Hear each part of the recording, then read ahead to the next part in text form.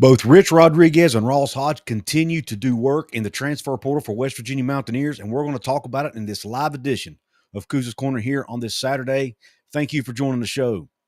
Welcome to the channel that puts out top-shelf college sports news and analysis around the West Virginia Mountaineers in the Big 12 Conference. On tap in today's live edition, we're going to talk about three football transfers and then a basketball transfer that I have yet to talk about here on the show in Chance Moore. Now, we are still on Trayson Eaglestaff watch. Can the Mountaineer basketball team land Trayson Eaglestaff, the sharpshooter, the elite scorer out of North Dakota? We are still waiting to see. There have been rumors floating around the last several days that West Virginia is in the lead for this young man, but we'll see where it goes. As of now, as I'm doing this show, he has not committed to either West Virginia or any other program. From the looks of it, it looks like Kentucky is a school that West Virginia is competing with head-to-head, and at least at the time being. But let's go ahead and dive in, and let's talk about the first player I want to talk about today in this episode. Actually, before we do that, I do need to real quick give a shout-out to one of my channel sponsors, so hang with me. I'll be back in about 35 seconds. Since 1931, the attorneys at Katz, Cantor, Stone Street, and Buckner have been the voice for victims who have suffered serious injury or death. They have a fierce passion for truth and justice and a sincere compassion for those who have been wronged by others. Whether you have been in a car accident or fighting with an insurance company, or you or a loved one has suffered serious injury or death due to medical negligence, we will ensure your voice is heard loud and clear. Katz, Cantor, Stone Street, and Buckner will ensure there is justice for all West Virginians, because we are your lawyer, your voice. Visit us at yourlawyeryourvoice.com. Thank you for sitting through that and being patient and helping me keep the lights on. All right, and thanks to Katz, Cantor, Stone Street, and Buckner for supporting what I do here. All right, let's go ahead and dive into the first name I want to talk about today, and this is on the football side. We're going to start off with football, but it's Grayson Barnes, a tight end from Northern Illinois that West Virginia got a commitment from this morning as I do this show on Saturday morning, April 19th. Grayson Barnes is a 6'5", 225-pound tight end from Northern Illinois. He has 1 year of eligibility remaining. He's been at Northern Illinois for 2 years. He also played a couple years at the JUCO level, but because of the new Diego Pavia rule, where the NCAA is saying that, 1 year JUCO doesn't count, he's able to play one more year, and he's decided to do that at the Power 4 level, and he's decided to do that for the West Virginia Mountaineers. When you look at Grayson Barnes, over his 2 years at Northern Illinois, I'm not really going to look at his JUCO stats, but his Northern Illinois stats, he's caught 54 passes for 760 yards and 9 touchdowns. He is a good wide receiving tight end, and that's something the Mountaineers needed because, Cole Taylor graduated. They lost Jack Samarco, who was kind of expected to maybe be the next guy to step up and take that role. He has hit the transfer portal. They brought a tight end in from Iowa. He's hit the transfer portal. Jackson Aquardi, another guy they brought in to be a tight end under Neil Brown. He's hit the transfer portal. So they needed a tight end. They went from having 7 or 8 tight ends on the roster to now they're down, I think, to 3. And most of those, though, are expected to be blocking tight ends. Well, they bring in Grayson Barnes, who can absolutely flat out catch the football. When you look at his overall grades from Pro Football Focus, I took a look at those, and it shows that that's his specialty. His receiving grade in 2024 was 63.1 at Northern Illinois, whereas his run blocking grade was only 42.1. So he struggled a little bit in the run blocking side. But, again, I don't think that's what he's being brought here to do, at least primarily. I do think he'll be expected to block. Don't get me wrong. When you're a tight end, you better be able to block. But I think he's going to be a pass catcher. I'm going to play a highlight for you here. Some of you may have already seen this. This is a YouTube channel called Bryson. But when you look at this right here, check out this highlight. I don't know if I can get that any bigger or not. I'll try. But we're going to take a look. Yeah, I'll make it full screen. Here we go. Take a look at this highlight catch by Grayson Barnes last season. Holst taking a shot, miscommunication. How'd he do it? Impossible! Grayson Barnes took what should have been. One-on-one opportunity with the safety over the top. Josh Host puts it to where only Grayson Barnes can get it. Jaden Davis underneath him. Dean Clark thinking, I got an easy interception. Thomas Hammock said his walk-on corner. So that shows you his ability right there. Obviously, that's just one play, but that does show you his ability to catch the football and why West Virginia wanted to bring him in to be a tight end for the Mountaineer program. Now, when you look at his 2023 PFF grades, they're actually a little better than 2024. When you look at his 2023 grades, he had a 67.7 overall offensive grade, a 70.6 receiving grade in 2023. So he actually had a better receiving grade in 23 than he did 24. 68.6 drop rate or drop grade, and then a 71.3 fumble grade. And his run blocking grade was, see if I can find it here. Let's see. It's not showing for some reason.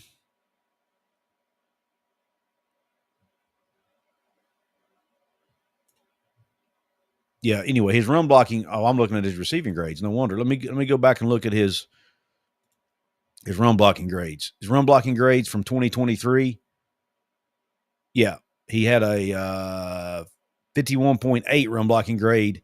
So better run blocking grade, still below average, but a little bit better in 2023 than 2024. But he plays a lot more snaps in passing situations than he does run blocking situations. And again, when you look at his ability to catch the football, I'd say that's what he's being brought in to do, is to be a pass catcher. I'm really excited about this pickup. You know, will he come in and be a day one starter? I don't know. I don't know the answer to that question. But what it does is gives you more depth in that room, gives you another body in that room, and give you somebody to compete to be that number one tight end, that number one receiving tight end that this staff needs and wants. You know, they've got Jacob Bowie, the transfer from Jacksonville State, but he's primarily a run blocker. They have Greg General still on the roster, who Neil Brown brought in, a year ago. He's still on the roster. But again, I think he's known also more of a run blocker. But now General does have the ability to catch the football, but he needed some competition. And I think Grayson Barnes will give him that. So that's pickup number one. I like it. It's a position of need that the West Virginia Mountaineers needed to fill. I expect they'll probably bring in at least one more tight end, if not two more tight ends, to get more bodies in that room. All right, let's go ahead and go over to the next name I want to talk about. That's Nick Taylor. Nick Taylor's a cornerback that the Mountaineers are bringing in from Appalachian State. He's 6'1", 185 pounds, has 3 years of eligibility. He played at Appalachian State as a freshman last year, but didn't play a ton of games. I think he played in 7 games. He played about 147 snaps total. He played 83 of those in pass coverage and 64 of those in run defense. His overall defensive grade was 57.2. His run defense grade was a 72.8. His tackle grade, 82.7, so he's a good tackler. His coverage grade, not too good, 54. And he did on eight targets. His guy was targeted 8 times last year.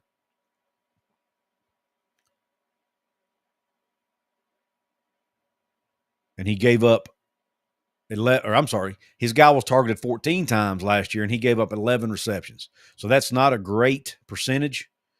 I'd like to see that get better. But again, he was only a freshman, so he's going to get better. He's going to develop. Now, we've been seeing Coach Rod and staff bring in a lot of older guys. This is a younger guy they're bringing in. They can develop. And he also has some familiarity with defensive backs or with cornerbacks, Coach Rod West. He played for Coach Rod West at Appalachian State. I think, somebody correct me if I'm wrong, but I think he's the third former Appalachian State player to come to WVU to follow Coach Rod West. So there will be some familiarity there, which is good. He'll be familiar with the terminology and how Rod West does things. He did have 10 tackles a year ago, or last season, I should say, to go along with 1 pass defended. Again, you'd like to see him improve on his coverage grade, but, as a freshman, I'm not going to worry too much about that. And the fact he only played 83 coverage snaps all year. So he will get better, and I do trust Coach Rod and his staff. I like the fact that he's long. He's 6'1", has some length, gives you some size at the cornerback spot. And I trust Coach Rod and his staff's ability to evaluate talent. I don't expect him to come in and start, He'll be a depth piece. I expect him to come in and be a depth piece, but you have to have bodies in the cornerback room. And they have lost some guys. Jacoby Spells hit the portal. They've lost some other guys at that spot as well, some freshmen. Nick Taylor gives you a guy who not only has some talent, some length, some familiarity with the current coach, but he gives you somebody that you can develop in 2 to 3 years. And by the time he's a junior or senior, might even be able to be a starter for this program. So I like the pickup for Coach Rod and his staff. The next player we're going to talk about is remaining on the football side. Is one that they actually got a commitment from a few days ago. I just hadn't done a video on yet because I wanted to kind of combine them all into one. But you've got, I don't know if he pronounces his name Michael or Mikhail, but anyway, it's Michael Clay. He's an offensive tackle transfer from Northern Alabama, 6'5", 278 pounds, has 1 year of eligibility remaining. Now a very quick, short article that was done over on my website, WVSportsChat.com, by RJ Rice over there. I'm going to share that with you, and we'll read through that together. It says, WVU grabs North Alabama offensive lineman in portal. The Mountaineers added another offensive lineman to the roster via the transfer portal today. Former North Alabama offensive lineman Michael Clay announced his commitment to the Mountaineers this afternoon. Clay played 12 games at the FCS level for the Lions and had multiple starts at right tackle. He will help West Virginia with much-needed offensive line depth, and that isn't, again, another area of need, just like the other positions. They need depth at that spot. Clay was ranked as the 85th best transfer tackle in the transfer portal, according to 24/7's portal rankings, and had visits with Iowa State and Mississippi State. And based on what I was reading on the message boards and whatnot, most people expected him to land at Mississippi State. However, West Virginia was able to get the commitment from this young man and get him from that SEC program, so that's good. It says West Virginia will continue to scout out talent in the portal to rebuild the roster for Rich Rodriguez's first season back in Morgantown. So, again, you got a big body, someone who has a ton of experience at right tackle. And I expect that that's probably where he'll play for the Mountaineers as well. When you look at his PFF grades, I pulled those up for him as well because they do show you FCS players. He played a ton of snaps, over 700, almost 800, 792 snaps at right tackle for North Alabama this year. Pretty impressive. He had 452 pass blocking snaps, 340 run blocking snaps, an overall offensive grade of a 77, overall pass blocking grade of 73, and overall run blocking grade of 74. So he graded out well in both pass blocking and run blocking. So he gives you balance there. I'm sure he has a weakness. All players do, and I haven't looked at him on tape to give my opinion as far as what I see on tape. But looking strictly at his grades, he grades out pretty evenly in run blocking and pass blocking. When you look at his season grades, he didn't play as many snaps in 2023. Played only only 320 snaps. He graded out a 64.2 overall, 63 in pass blocking, and 61.4 in run blocking. So he improved from 2023 to 2024 in both pass blocking and run blocking, and that's what you like to see. Now he's trying his hand at a higher level, coming in to try his hand at a P4 school. Now, again, will he come in and be a day one starter? I'm not expecting that. But you have to have bodies at the offensive line because of injury. Guys get tired, and you need practice bodies, right? And you need guys who can play, and this guy's experienced. He's a grown man. His body's developed. He's going to be able to come in, and he's likely going to be able to handle the physicality of the moment. It's not going to be too physical for him, I don't think. He'll have to adjust a little bit to the speed of the P4 level and the size of the guys he's going against, because I'm sure he wasn't going against guys at the FCS level who are going to be quite as big and strong as what he's going to face. But again, he has summer and fall camp to prepare for what he's going to be facing. He can get in the weight room, get in a P4 weight room, improve there. So I like the pickup. It's not a splashy name, not a flashy name, not somebody that you can expect to come in and be a day one starter, but it's depth. And this roster needs depth. I think a lot of the moves you're going to see this staff make from here on out, with a few exceptions, are going to be depth pieces. I think they have a lot of their starters probably already on the roster from the last portal window and of course, some returning guys as well. But they're going to need depth pieces at most of these positions. And that's what they're going out and getting. Let's go ahead and jump into the comments. And then Well, actually, first thing I'm going to do is give a shout out to my other channel sponsor, real quick, the fine folks over at Appalachian Digital. I want to thank them for supporting what I'm doing here on the channel. They are the ones who designed my brand new website, the one I just read the article from, WVSportsChat.com. They are the designers of that site. They did a fantastic job over there. I really am happy with their work. If you need somebody to build you a brand new website, if you're a small business owner or thinking about becoming one, or you just want a website for blogging or whatever, go check them out. AppalachianDigital.com/Couz. It lets them know that I sent you. And you can check them out, hit them up, let them design your site. Or if you already have a site and you want your site to get found more on Google, help with SEO and those types of things, they can do that too. So hit them up, AppalachianDigital.com. You see their logo there in the corner of the screen right here. Go check them out. And again, thanks to them for helping support me here on the show and over at Hoops from the Heels as well, which is the basketball channel. All right. But I am covering basketball here as well, as you guys know. And we will talk about, I'm really excited about this basketball commitment that Ross Hodge has picked up. Before we get to that, though, I do want to check out the comment section, see what you all have to say. I do want to thank you all for joining. If you're watching on X, by the way, please come over and check us out on YouTube. Once this show's over, come over, check out the YouTube shows you might have missed. Subscribe to the Couz's Corner on YouTube if you have yet to do so. A lot of exciting things to come on the channel. Pretty exciting things to announce here in the coming days and weeks. I don't want to quite let the cat out of the bag yet, but I'm excited about what's coming. James Green in the house. He's a paid VIP member here. You see a badge beside his name there in the chat.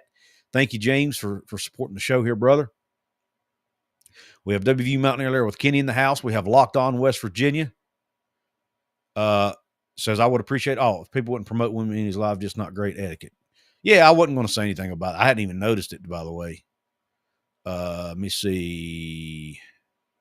Where did I didn't even see that happening, to be honest with you. Must have been from somebody who I have hidden because I didn't see it. But thank you, Paul, for stepping up, man. Yeah, it's not great. I try not to do that on somebody else's shows. Yeah, I don't see it. Whoever said that must be hidden or got blocked. Because the comment's not showing up on my end. But anyway, it doesn't matter. WV Mountaineer with Kenny's in the house. He's been with me from day one. What's up, Kenny? Thank you for joining the show, brother. He says he can't wait for football season to start. It's Not Okay Golf in the house. John Christophic in the house. Thank you all for joining the show. Nathan Scott, another loyal supporter in the house.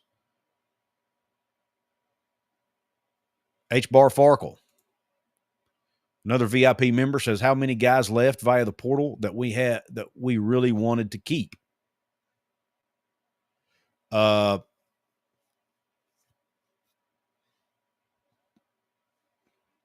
Not many, really, I don't think. I mean, most of the guys that hit the portal were the guys who, Coach Ross told us there were going to be guys that had to be cut. Well, the day after spring practice ended, you saw a whole list of players that were supposedly, quote unquote, cut. Now, we don't know how many of those guys were actually cut versus who was left on their own accord.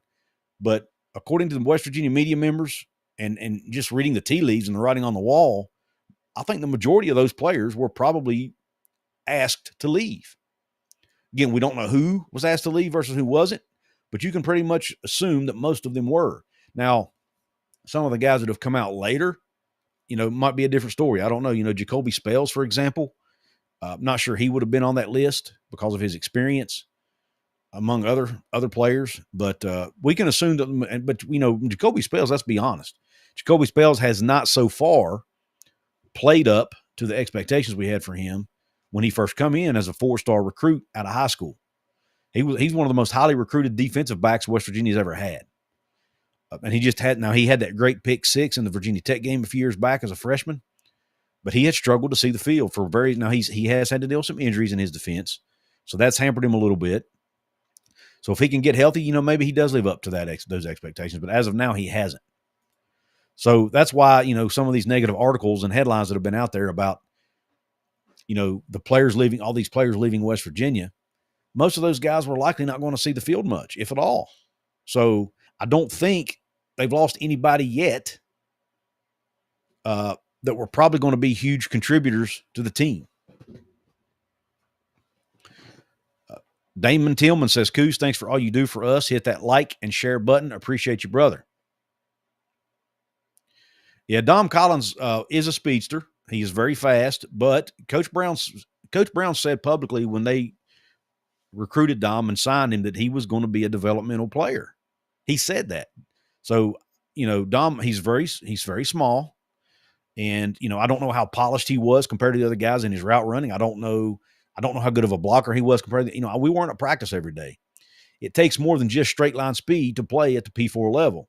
And, again, he has that. And I think he's going to be a successful college player somewhere. But for whatever reason, he wasn't a fit at West Virginia.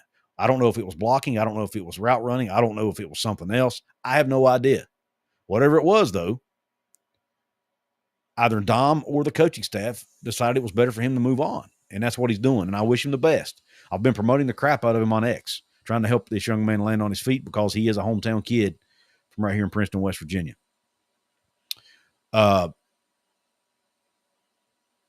Yeah, Kenny says he thinks 3 or 4 of them were.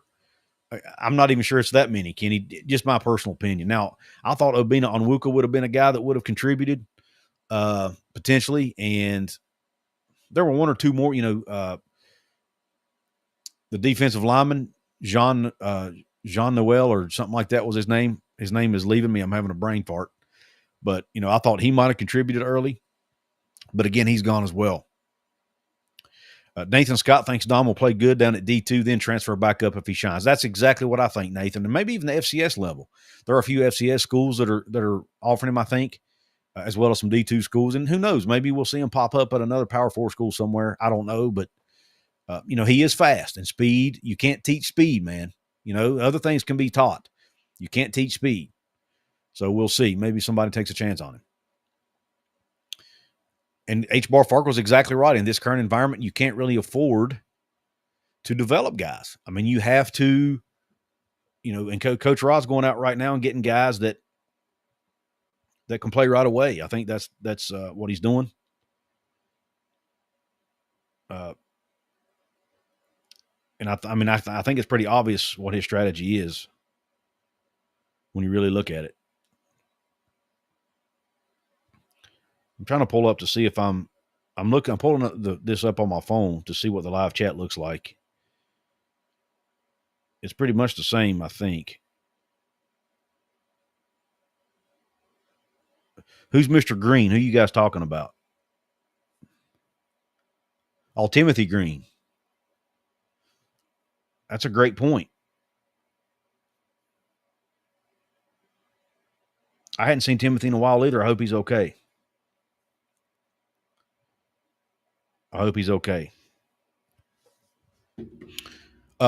See. Thank you. And you know what? It's really cool that you guys in the chat are looking out for your fellow, Couz's Corner family members, fellow Mountaineer fans. Timothy's a very loyal supporter about all the West Virginia. He supports Mountaineer Paul over at Locked On. I think he supports Jordan over at Country Roads Webcast. He supports all of us West Virginia YouTubers. And we love that guy, man. Timothy's an awesome, awesome Mountaineer fan. So if he is struggling right now, Timothy, if you're listening, brother, if you're having health problems, our prayers are with you, man. Look forward to seeing you back in the chat very soon. The Cold Country Podcast in the house. There's another West Virginia podcast. It says one thing I think we can all agree on is that the football program is headed in the right direction. I think so. And look, am I expecting West Virginia to come out and win the Big 12 next year or win 9-10 games? No, I'm not. I'm realistic. But I do like the direction of the program. I think they're going to be competitive. I think they're going to make a bowl game, and I think they will win some games they're probably not expected to win. But I'm not just going to sit here and tell you that I think they're going to compete for the Big 12 championship. It's just hard. That is so difficult to do with a first-year staff and a pretty much complete roster overhaul that they're having to do. It's tough. It's really tough to do that. Dane the Surveyor, thank you, brother. He says, shout out to West Virginia baseball, 13 straight wins. Dane, spot on, my man. Shout out to West Virginia baseball. They are absolutely, what are they now, 37-4, 35? Their record is phenomenal right now. They finally did get ranked last week, but they just continue to reel off win after win after win. They sit in first place in the Big 12. Now, they have not played a super tough schedule. But I don't care. To win 13 games in a row in baseball is a hard thing to do. They've only lost one series all year. They just took another series from Cincinnati. I think they play again today, but they've already won the first two games of the series of a 3-game series, so they've already won the series. And Nathan Scott, they have a new coaching. Now they have a new head coach. I don't know if the whole new staff's new, but they do have a new head coach. But I think it's proof right here that Ren Baker made the right decision in letting Steve Sabins take over this program and become the head coach in waiting. Those head coaching waiting things don't always work, but at least for now, it appears it's worked for Mountaineer baseball. And man, they're absolutely killing it. Wouldn't it be cool if they can host a regional game in the postseason? That would be awesome. H. Bar Farkle says, I believe as things are now, development of young talent will be the job of D2 and junior college. Well said. Tosh Miller's in the house. Says, I'm less into the stars rating and more into coaches who consistently develop talent. And Tosh, that's a good point. And even though I don't think Rich Rod's, he's getting young guys he feels like are fit for his program and might be able to play now, I think. But even if they don't play now, I do trust his development. He's shown over his career he can develop guys, and I trust he'll continue to do that. What's up, Daniel Gigax, another VIP member? Thank you, brother, for joining the show. All right. Now, let me see something real quick. I'm going to check the X chat and see what it looks like. I don't always look at the chat from a fan's perspective. I'm going to do that today just to see what it's like, if it'll let me. It's not really letting me. Yeah, it is. Maybe it will.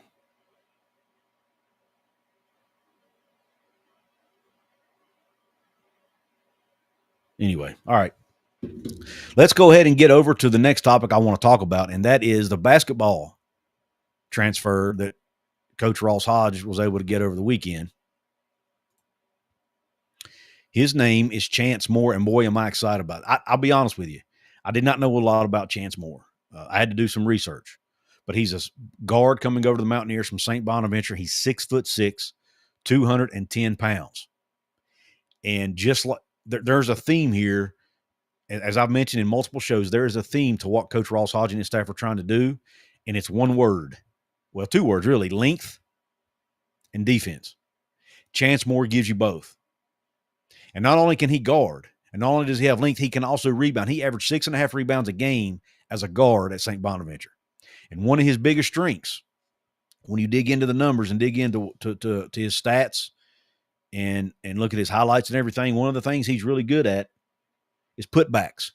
He's in the top 78th percentile in the country in offensive putbacks as a guard. Yet he's 6'6", though. He's a 6'6" guard, so he's a big, lengthy guard who rebounds the ball really, really well. Now, he averages about 13 points a game, so he can score the ball as well. But he's not an elite scorer. He's not going to shoot the ball great from three. I think he shot at about 24% from three last year. And he doesn't shoot a ton of threes. He shoots maybe a couple threes a game. 2 to 3 3-pointers a game. But what he can do is he can drive it to the rim. He can make plays off the pick and roll game with the ball in his hands. And he can score in the mid-range. He is good on the spot-up game and good in the transition game as well. So he gives you a weapon in the transition and somebody you can rely to score in spot-up situations, primarily, like I said, in the mid-range. He can make it from three, though. He's not a detriment from three. He can make it, but he's not going to shoot a ton of them, and it's not really his strength. If he has weaknesses, it's his ability. He's not really a catch-and-shoot guy. He's only has a 38% effective field goal percentage in that, and he only had a 35% effective field goal percentage off the dribble. Now, the difference in effective field goal percentage and regular field goal percentage is they weigh 3-point shots heavier than 2-point shots when factoring that. But, he's not a catch-and-shoot guy, and he's not going to score off the dribble a ton. But he can shoot in the spot-up game, and he can shoot in scoring transition, and he scores a lot off putbacks and can drive it to the rim and score around the rim. That's where he's strong at. And he takes 56% of his shots around the rim, and he's 58% in that part of his game. So that's his strength right there. It's getting it to the rim, scoring around the rim, scoring off putbacks. And defensively, he's going to block shots. He averages almost a block a game and averaged about 1.5 steals, close to 1.5 steals a game. So he can steal the ball. He likes to use his length to get steals, and he can use his length to block shots. So he fits the mold of a Ross Hodge player. And by the way, he was a 4-star recruit coming out of the transfer portal. As a matter of fact, let's go ahead and do a screen share of the article that was written over at my site again. By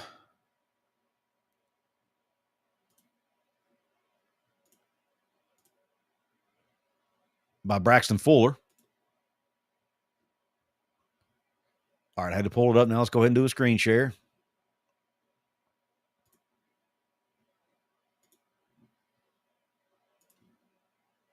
All right, here we go. Chance Moore commits to WVU basketball by Braxton Fuller. Per multiple media outlets, Chance Moore, the 6'6" senior guard transfer from St. Bonaventure, has committed to West Virginia basketball. Moore brings a ton of experience to the Mountaineers, and he's a perfect fit for Ross Hodge's scheme. Chance is a great defender who averaged right under a block per game and 1.5 steals per game in 24-25. The Georgia native is also coming off a season where he scored 13 points per game on 46.3% shooting. He's not a great three-point shooter, but doesn't have to be with Ross Hodge's system. Also, don't let the numbers fool you. He can get hot and score in bunches. Moore also rebounds the ball very well. He averaged 6.5 rebounds per game last season. He's someone that can play and score from multiple positions. A great under-the-radar pickup for Ross Hodge and this WVU staff. So, just like the stats back up, just like the highlight reel backs up, by the way, got to give a shout-out to College Basketball Scout on YouTube. They do a great job covering these transfer portal commits. But Chance Moore, just like Braxton said in the article, it really fits what Ross Hodge wants to do. It gives you a good defender with length who can rebound the ball and can score if asked to do so. Like I said, he's not going to burn you from three too much, but they're not going to need that because they're going to have other guys on the roster like, Honor Huff, and hopefully, if they can land him, Trayson Eaglestaff. Those guys would be your three-point shooters.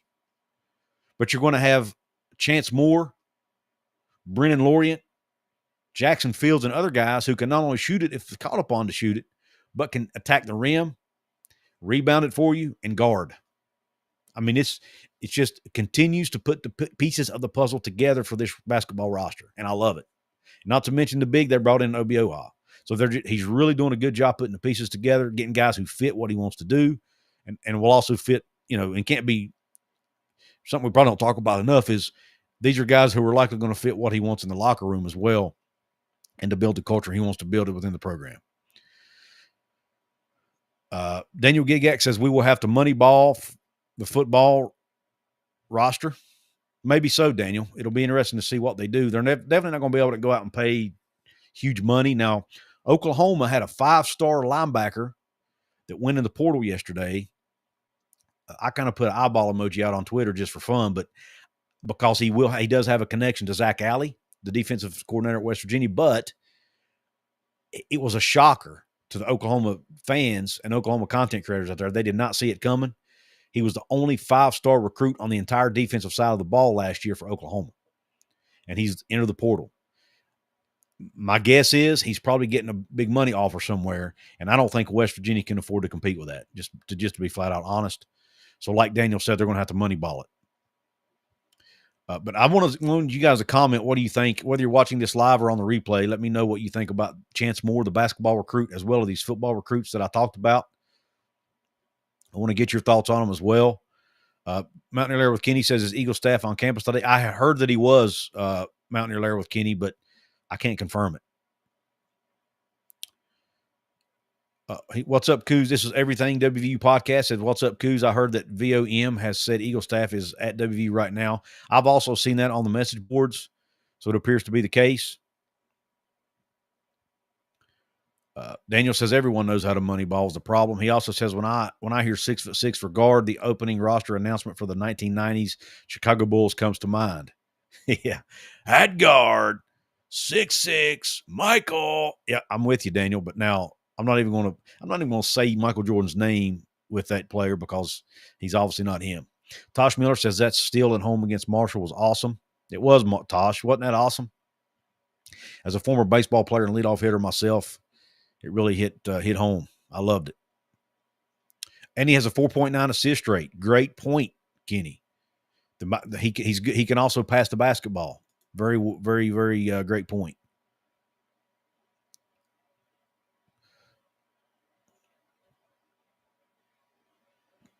Moore's really good at cutting to the basket. His jumpers are all over the place. Lots of air balls, but makes a lot too. Yeah, he's not a great shooter. Like I said, 56% of his shots come from around the rim. That's where he's going to make his money. That's where he's going to really help the team. He can make it in the mid range, but he's not going to do it on a totally real consistent basis. Rumors are that Eagle staff is on campus, but I've yet to confirm. And Chance Moore was a four-star player. He was being heavily recruited by a lot of big-time schools. Let's not forget about that either. And I don't have a list of them in front of me, but there were some pretty big schools recruiting Chance Moore. I don't have a whole lot to talk about in this episode, guys. I know it's only been 36 minutes. It's kind of short from my live streams. But I just wanted to get on here and go over these players, talk about what I see in them, how I like the way the rosters are coming together, what my thoughts are on these guys. On the football side, I'm not sure any of these guys will be day one starters. I do think Grayson, the tight end, I do think the tight end, Grayson Barnes, has a chance to be a starter.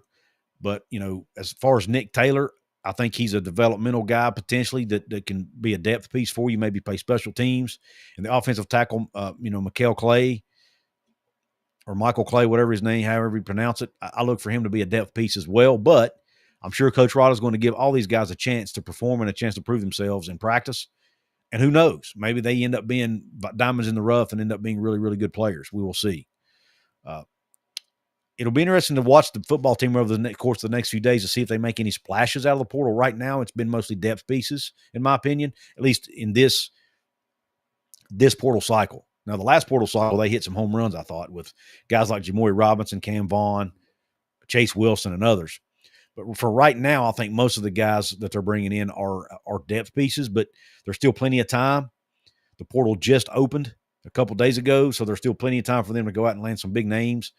But again, I don't expect them to do that because I don't think they're going to want to overspend for guys. They're going to, like Daniel said, they're going to moneyball it. They're going to bring in guys who are diamonds in the rough, who can be developed, diamonds in the rough who are maybe better than others think, or that can be developed over the course of 1 to 2 years.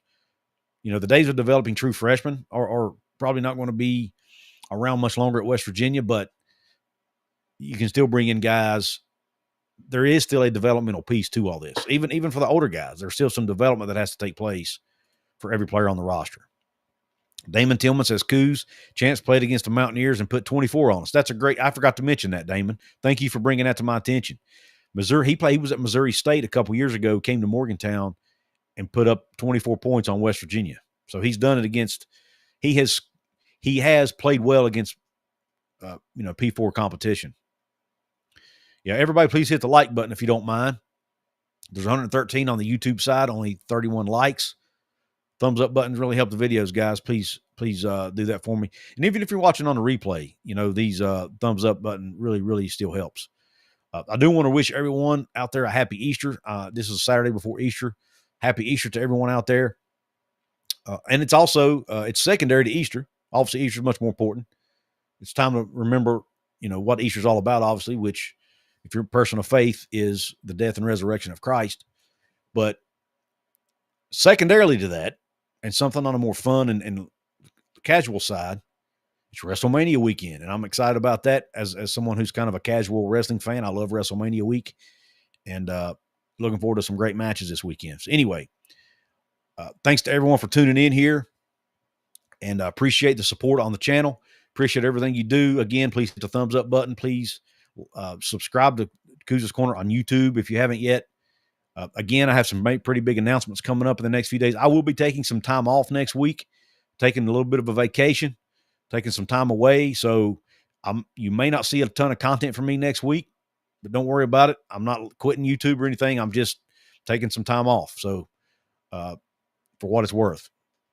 But I'm not going anywhere. So I'm hoping somehow to record a video or two that will be uploaded during that time, but that's yet to be determined. It's going to depend on how busy I get these next few days and how much time I have to record. But with that being said, thanks to everybody for tuning into the show. Love each and every one of you. I appreciate you. God bless you, and Q Country Roads.